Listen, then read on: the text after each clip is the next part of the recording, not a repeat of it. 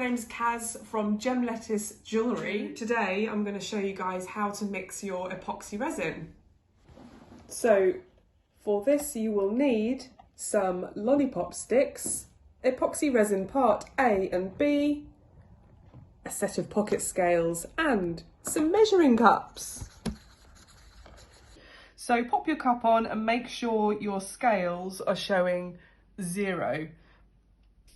And start with part A. So you need 2 parts part A, 1 part B. So pour it as slowly as you can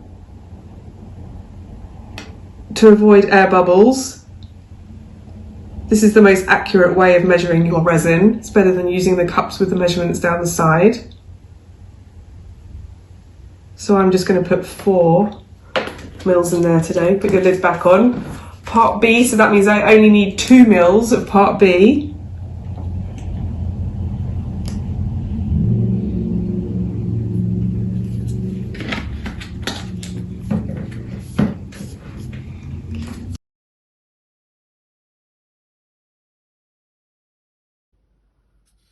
So mixing your resin in a figure of 8 motion,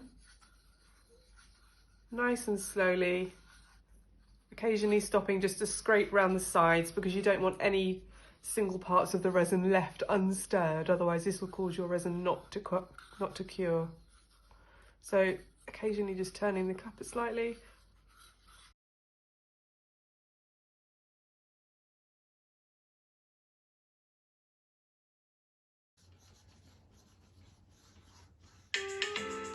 There we go, 3 minutes. You're now ready to pour your resin, which I'll show you in another video.